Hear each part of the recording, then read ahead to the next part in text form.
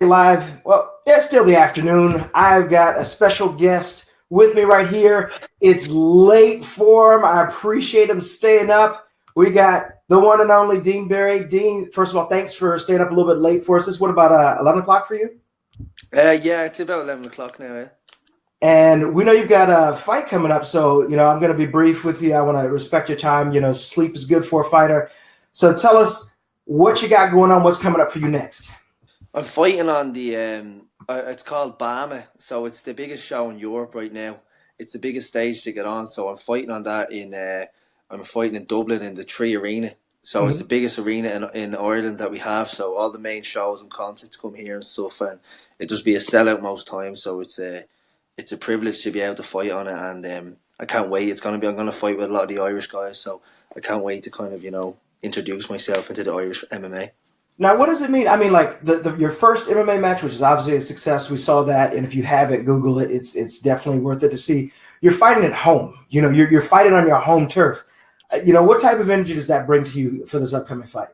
Uh, well, one thing I kind of compare it to is like the Irish Open. Like for me, that was the number one thing in to fight at home was the Irish Open and get to the night gala. So I really feed off the energy of all the fans that we have there. So this I have so much support. I'm actually blown away by it. It's insane. So I can't wait to get out onto the stage and fight for the guys. But it brings a lot of pressure as well because they're calling it like my homecoming fight. So my fight at my debut in Ireland. So it's going to be there's going to be a lot of eyes watching. So I just have to make sure I keep calm and just stick to my game plan. Absolutely correct. And we already know that this fight has had one change. Your first opponent dropped out. Did they give an official reason why he dropped out? He took the fight without even checking like my background or anything basically, and then I think he just done a bit of research on me and said no. Mm. And they said he got a training injury as well. But the guy, to be honest, the guy is prone for pulling out fights. Like even when the fight got announced, a lot of people were messaging me saying I'd be surprised if he turns up. That's and then you just told me just a few seconds ago when we were just meeting, your second opponent has now pulled out as well. Yeah, same reason. He wouldn't be ready. He basically wouldn't be ready for like the such a high paced fight this short notice. So he's he's back down now. All right, so what is the break news? You got a third opponent now. Opponent Yeah. change opponent. I So mean, go ahead and tell us yeah. about that. Well, they gave us a guy. They gave it to my coach. He messaged me. He actually messaged me. I finished my training at 8 o'clock this morning, and I had a message off him, and he said, "This other guy is out. Now we have the chance for this guy, which will be a much bigger fight, and it's gonna be moved right. I'm gonna get moved right up the card, closer to the main card. Hmm. So I'll just be before that, but they're gonna build the fight up a lot and have us like doing a press conference and stuff like that. They're saying so. I I had to think about it and I was kind of hesitant. Will I? Won't I? And then I was like, you know what? I need to stop doubting myself and I'm gonna take the fight and it's gonna be a bigger win for me, a bigger resume as well. Now, when you have all these change of opponents, because I've seen UFC events where, I mean, God, what was the last UFC event? There was a carousel of opponents for Khabib, and it just went on and on and on. Does it change your strategy? Does it change your thought process when your opponents change like that?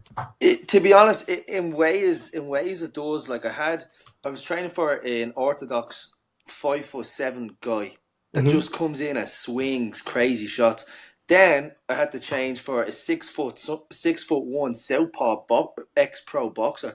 So I had to change everything to fight him, and now I have to change again to fight someone who's orthodox and who's a wrestler.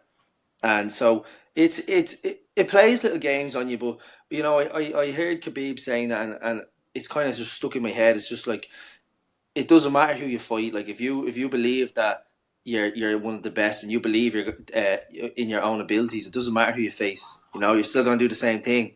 So and that's what I just kind of said to myself. Like it doesn't matter who they're gonna give me. I'm just gonna go out and then they haven't never faced anybody like me. So I think that you do have that advantage as points fighters do bring a unique style into MMA. And also, I mean, you're kind of used to it anyway. Like, for example, you mentioned the Irish Open.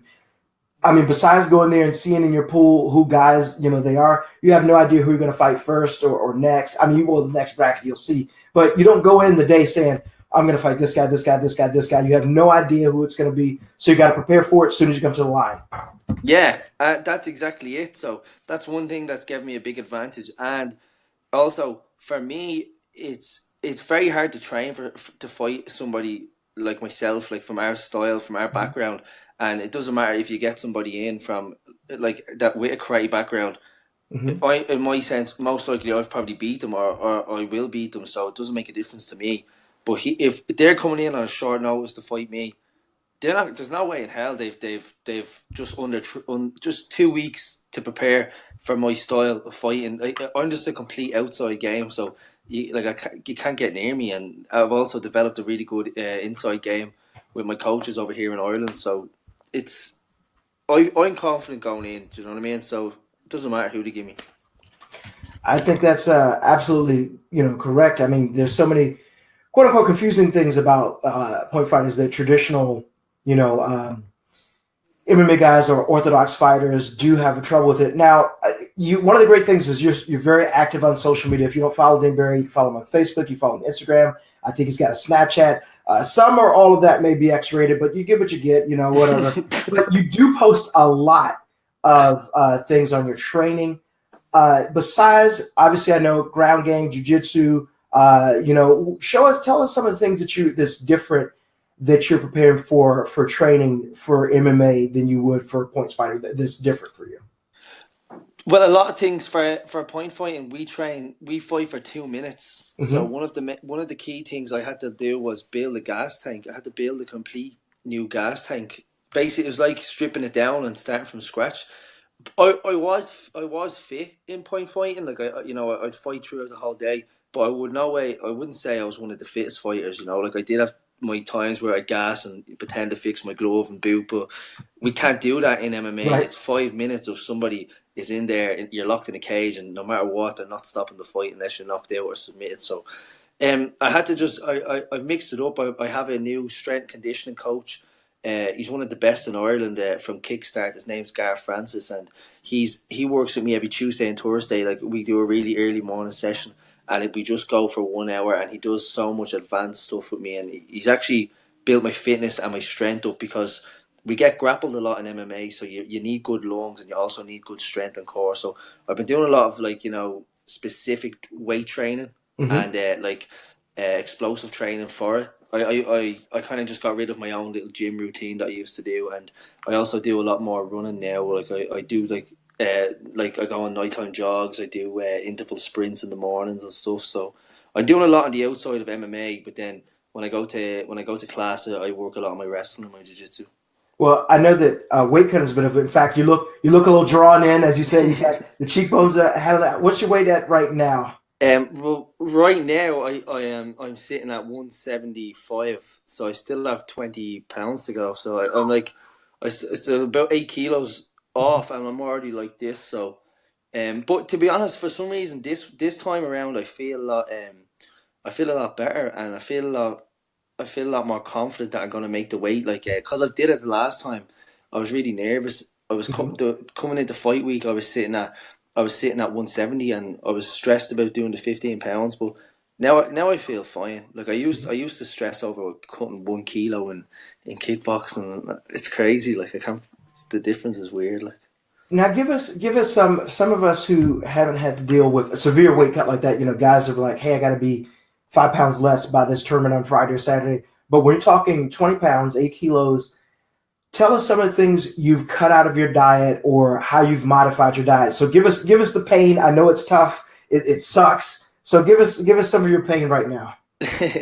Well, right now I'm in like a really strict part, so like I've cut out all like I don't eat any sugars or processed foods. I cut even my coffees out to just black coffee Mm-hmm. americano. I don't have no cappuccinos or nothing, and I'm eating a lot of just white fish and loads of vegetables. Like each meal, I have a lot of vegetables. If I'm doing a day where I'm doing heavy lifting, I'll have a small bit of carbs. Like I mean, like literally like a baby handful of sweet potato or rice, and the rest is just vegetables. And I eat a lot of like chicken, fish, and I don't eat red meat. But It's hard on your body because when you're after putting yourself through three training sessions that day, and you're screaming out for just like even like a protein bar or just something, and I can't have it, and I'm drinking 8 liters of water every day, and but it's a sacrifice you make, and I in a way I like dieting because it makes me feel really mentally strong. I know that not everyone can do it, and not everyone is doing it or is willing to drop 8 kilos in a week to win a fight. So it motivates me more than that, you know.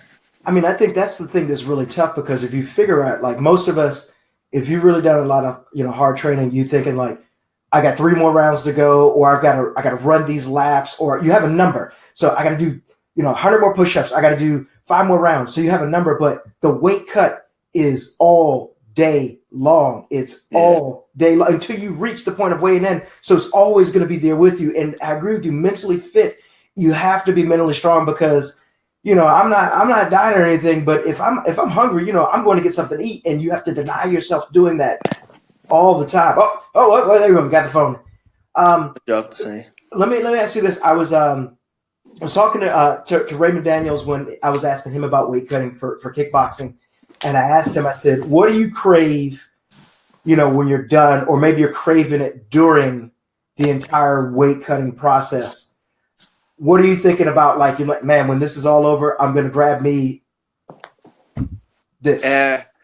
So we have a new a donut place that opened up in Ireland, because we used to never really have great donuts over here. So it'd just be ones you get in your local grocery store that would be like just ready made ones and stuff. But we've opened a lot of new like really really good American style donuts over here. So that's one thing I just want so bad. I just like. But you know what I need to do this time? Last time I weighed in, my mom she bought me 20 donuts out of it in America, in Kansas, and my coach said, don't eat them. He's like, you need to refeed properly and whatever. And I was like, yeah. And I weighed in, I weighed in at 155 on the button, and I said, I'm just going to call my dad and tell him I made weight. And he was like, I'll come with you. And I said, no, I want to talk to him private. And I went in and I took my donuts from under the bed, and I ate about 6 of them, and I swear I was never so sick in my life. I was so ill, I couldn't eat, and so I need to just be careful this time and slowly eat, but it'll be donuts and like pizza and just stuff like that. I'm not really a big junk eater though, but I will enjoy some of that. I mean, it's funny what you crave. I remember I was talking to Wonderboy, and he was like, I don't normally drink dark beer, but he craves malted beer. Ray says it's all what he describes as gasoline foods, so all the stuff you would buy at a gasoline station, Funyuns, potato chips, cookies, moon pies, everything. Everybody's got their own thing because, I mean, could you imagine dieting like this and keeping the same work rate for a whole 2-3 years, never doing this? Bro, it's really the diet is hard. Like for example, like I was training on last Thursday, and I when I just got there, I didn't know I was doing my rounds, and it was when I found out my first guy had pulled out, and we just done a full hour session of hard MMA, like everything. It was a really hard class, and I had done my condition session that morning, and then my coach said, "Okay, get in the cage. You're doing 3 5 minute rounds with Danny, and Danny's a 6'1" boxer," and I was like, "What?" So and I couldn't even get away with just moving around and controlling my breathing. This guy was just smothering me, and my coach Owen was watching me, and he's like, "Okay, 3 minutes left," and I'm like, "What?" It felt like a lifetime, and I was just so depleted and drained from the lack of like energy in my body and stuff. And those 3 5 minute rounds felt honestly like an hour, and it was just gruesome to get through it. Like, so the weight cut really does play its toll on it. Well, I know all of it's tough, but we're going to be there watching. Go ahead and give us the date and time again. Go ahead and give it local to your time. We'll figure it out. Yeah, so the good thing is it's on the show is being streamed live on Facebook on Unilad, so you'll be able to share it on Sport Martial Arts. It's a proper stream of the cameras in the cage, so Oh, you'll have a awesome. perfect view. So it's on May 12th. The show starts at 5:30 p.m. Irish Which is time, about and 12:30 p.m. Eastern yeah, Standard and Time. I'll be up around seven, half seven, between 7 and 8 maybe. I'll say I'll be on. Could be later, but between then.